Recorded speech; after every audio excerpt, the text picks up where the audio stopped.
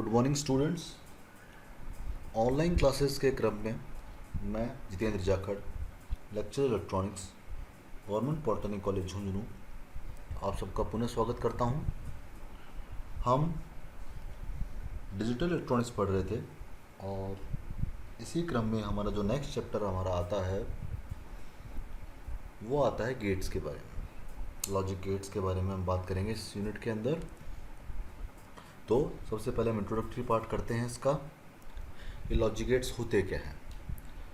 The logic gate is the most basic building block of any digital system including computers.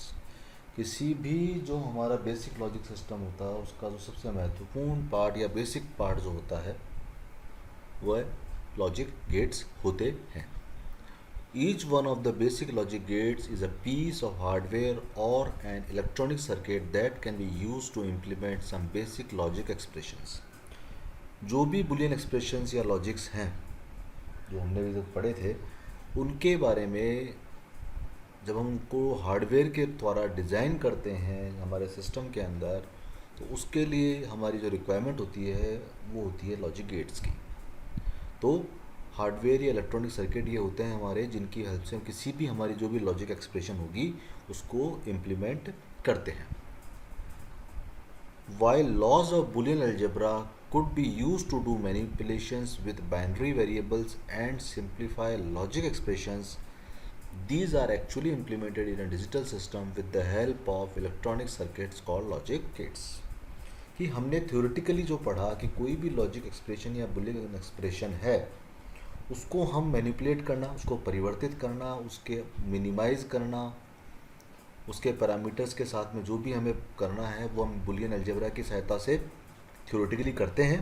लेकिन जब उसे हम system में implement करते हैं, डिज़ाइन करते हैं, तो उसके लिए जो हमारा सबसे महत्वपूर्ण पार्ट जो होता है वो लॉजिक गेट होता है। कई प्रकार के लॉजिक गेट्स हम पढ़ेंगे यहाँ पर और उनको हम कई प्रकार की कैटेगरीज में डिवाइड करते हैं। तो फर्स्ट जो कैटेगरी हमारी आती है वो आती है बेसिक लॉजिक गेट्स। और हमारे जो बेसिक लॉजिक गेट्स हैं वो तीन होते हैं, OR gate, AND gate and NOT gate. अगर आपसे क्वेश्चन पूछा जाता है कि बताइए डिजिटल में बेसिक लॉजिक गेट्स कौन कौन से होते हैं, तो हम इन तीन गेट्स के बारे में बताएंगे, OR gate, AND gate and NOT gate. और सबसे पहले हम इन्हीं गेट के बारे में वन बाय वन बात करेंगे। पहला गेट जो हम बात कर रहे हैं वो कर रहे हैं और गेट।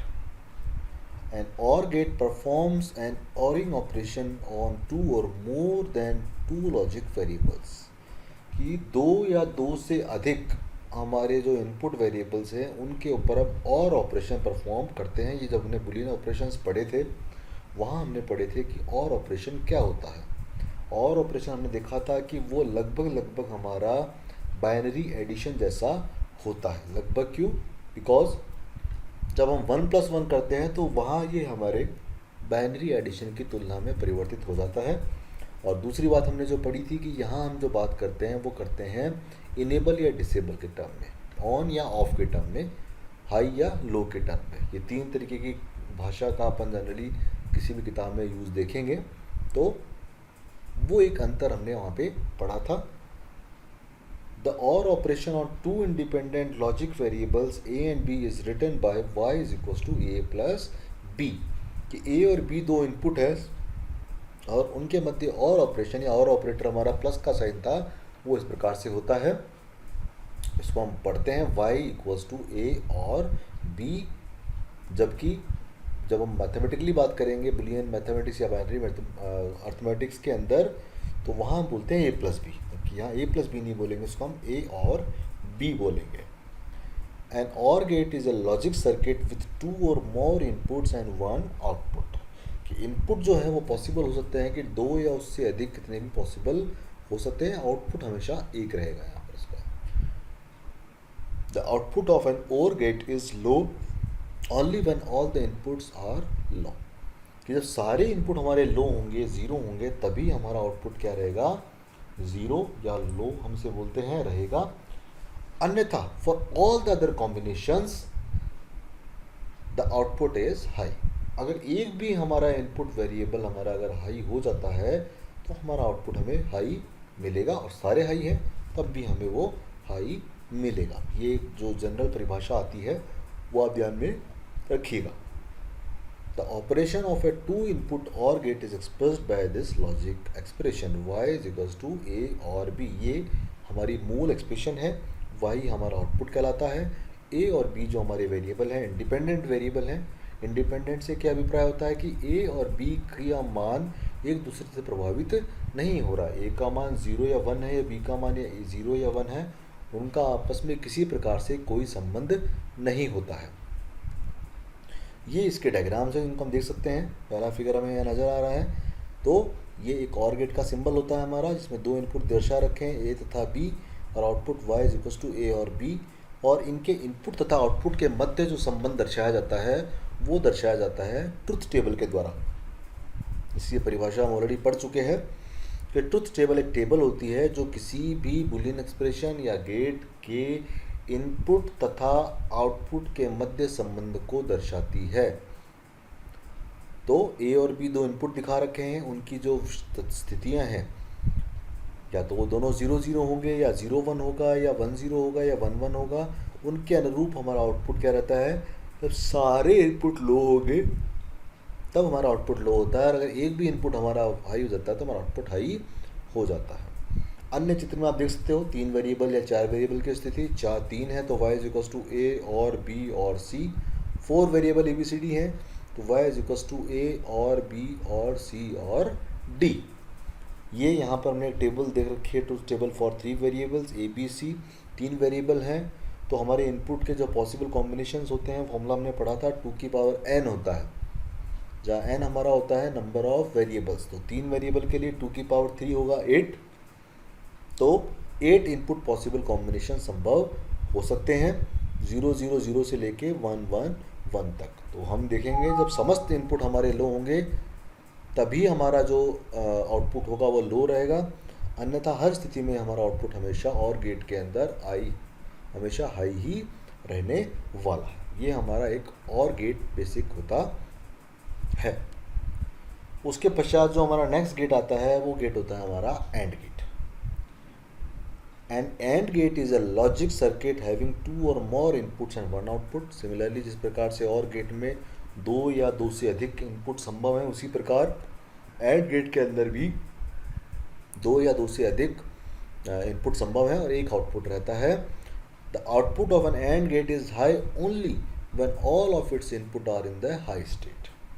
AND ऑपरेशन जो हमने पढ़ा था पहले बुलियन, जब हमने अर्थमेटिक्स की बात की थी, तो हमने देखा था कि जो हमारा एंड ऑपरेशन होता है वो मल्टीप्लिकेशन के समान होता है। तो जब सभी 1 होंगे तभी आउटपुट 1 रहेगा, अन्यथा अगर एक भी इनपुट हमारा 0 या लो है तो हमारा आउटपुट हमेशा लो रहेगा। When interpreted for a positive logic system, this means that the output or the NAND gate is logic 1 only when all the input are in logic 1 state। ये positive logic system, negative logic system अपन next class में study करेंगे। Positive logic system के अंदर अगर हम बात करेंगे तो अगर समस्त इनपुट हमारे 1 होंगे तो हमारा आउटपुट 1 रहेगा, अन्यथा हर परिस्थिति के अंदर हमारा लॉजिक आउटपुट जो है वो 0 रहने वाला है। और वही बात यहाँ पर कि सारे इनपुट जो हैं वो एक दूसरे से इंडिपेंडेंट है। जो भी वेरिएबल्स हमारे हैं उनका कोई आपस में इंटरकनेक्शन नहीं है। और फॉर 2 वेरिएबल जो एक्सप्रेशन हमारी लिखी जाएगी वो लिखी जाएगी y is equals to a AND b, a dot b या a एंड b। ये हमारा एक्सप्रेशन होता है। उसका जो सिंबल है वो इस प्रकार से रहता है हमारा, इंग्लिश के वर्ड d के समानुपाती वर्ड रहेगा। इनपुट हमने लेफ्ट साइड में दिखा रखे हैं a तथा b, और आउटपुट हमारा y is equals to a dot b। Multiple variables के लिए हम देख सकते हैं 3 वेरिएबल होगा तो ABC y is equals to a dot b dot c, और 4 वेरिएबल हो गए तो y is equals to a dot b dot c dot d, या a AND b AND c, a AND b AND c AND d। फिर truth table के संदर्भ में बात करें तो 2 वेरिएबल्स के लिए ट्रुथ टेबल हमने यहाँ बना रखी है। 2 वेरिएबल a तथा b है, आउटपुट y है, और इस टेबल में साफ साफ देख सकते हैं कि जब दोनों 1 होंगे तो 1.1 हमारा 1 रहेगा, और उसके अतिरिक्त हर स्थिति में हमारा आउटपुट जो है वो 0 रहेगा। सिमिलरली ये एक और ट्रुथ टेबल है फॉर 4 वेरिएबल्स। 4 वेरिएबल्स के लिए कितने इनपुट कॉम्बिनेशन हो सकते हैं वो हम पता करते हैं 2 की पावर n हमारा जो फॉर्मूला है वहाँ से।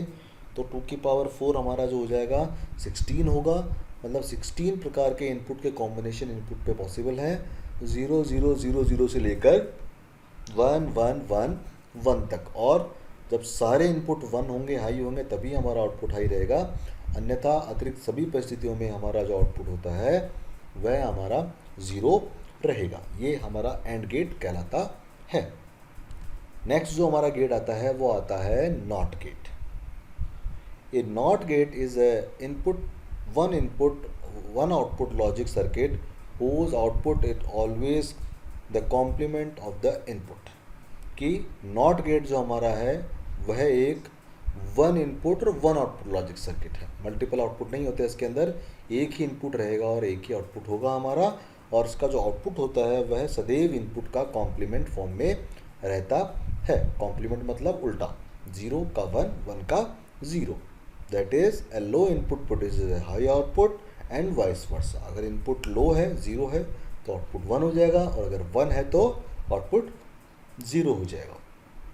When interpreted for a positive logic system, a logic 0 at the output produces a logic 1 at the output and vice versa। वही बात, लॉजिक 0 है तो उसका उल्टा लॉजिक 1 हो जाएगा, और 1 का उल्टा वाइस वर्सा उल्टा 0 हो जाएगा।